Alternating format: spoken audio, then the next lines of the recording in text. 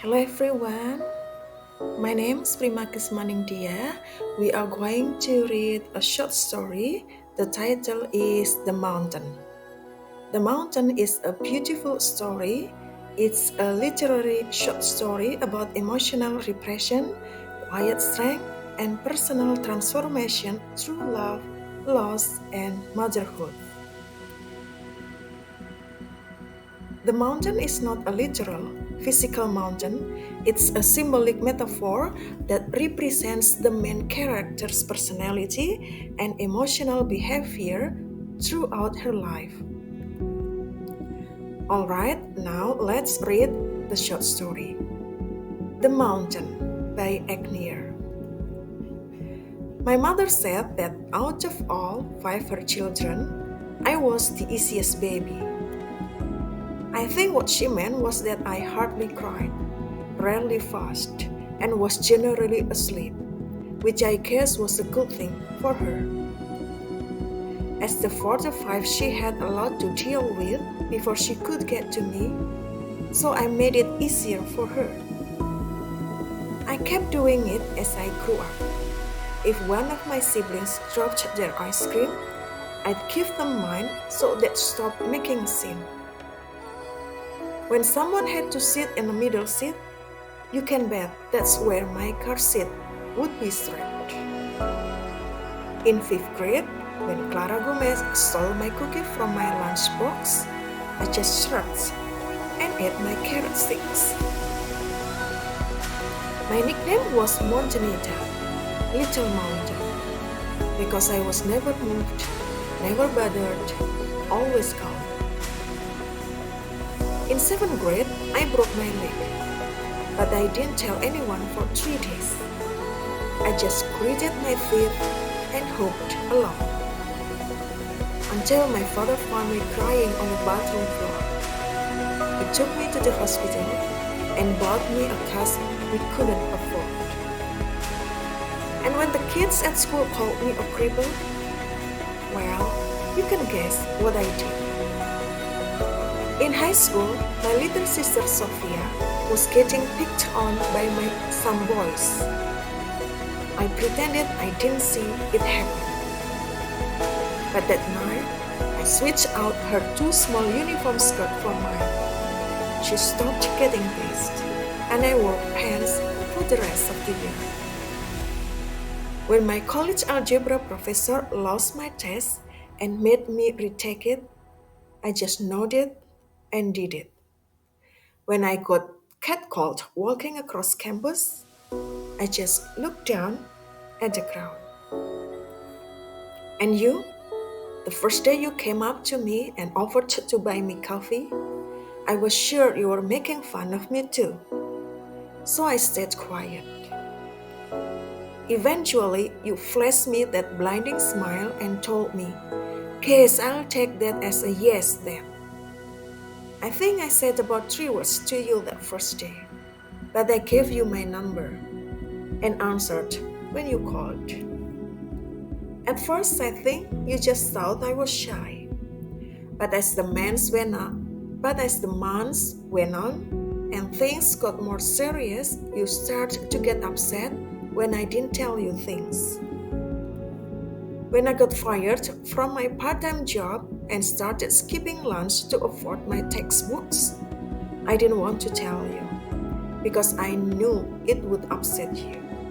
I was right, wasn't I? You were so mad when you figured it out. "Here!" you yelled, shoving money at me.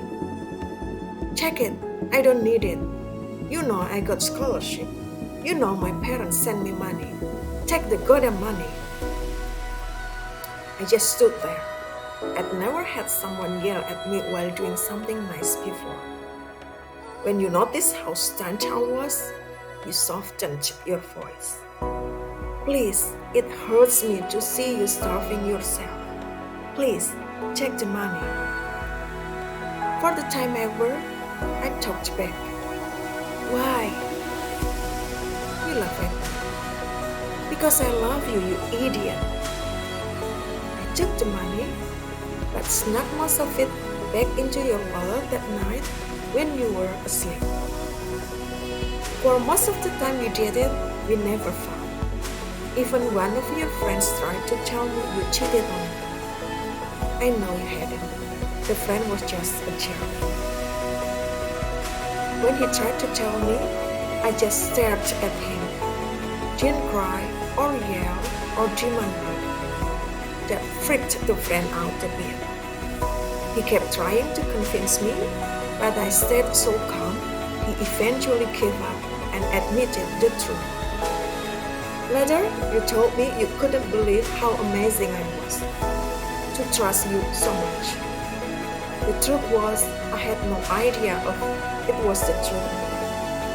I just didn't react because if I knew if I did it, I wouldn't change the outcome. And I'd learned that staying calm in situations like that gave me the power. Our marriage, too, had very few fights. If you didn't take out the trash like you said you would, I did it. And when you noticed I'd done your chores, you felt so bad that you'd do some of mine to make it up. When our children misbehaved, I never raised my voice, or screamed, or made a scene. I just asked them what they did, and eventually, that gave. Our oldest told me once it'd be much less scary if I'd just shout at them like Dad did. I figured I'd stay like I was, calm, quiet, a peacemaker, non-reactive, for the rest of my life. But you changed that, you jerk. When you died, it was like that frozen mountain of emotional outbursts inside me melted all at once. Nobody expected it when I started screaming and sobbing at the funeral. My older brother tried to take me outside, and I punched him in the jaw. I apologized later, of course. You'd hardly recognize me now, I think. It's a lot harder for me to stare blankly now and take things, because I keep remembering you saying, "Stand up for yourself, you deserve better, Mia." And you're not here anymore to stand up for me or our kids. I don't know how to describe it exactly, what changed the moment you left this earth, but it's like I was blue one moment and red the next, hard as ice before I melted into a hurricane.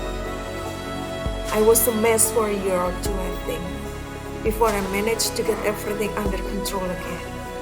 But even now, I'm not like I was. I'm still calm and rational and think before I speak. But if anything or anyone threatens our children or their happiness, I know I have to be the one to protect them. And as anyone who's gone mountain climbing knows, the serene snow-covered peaks that look so tranquil from a distance are the deadliest. That's the end of the story. Thank you for your attention. Goodbye.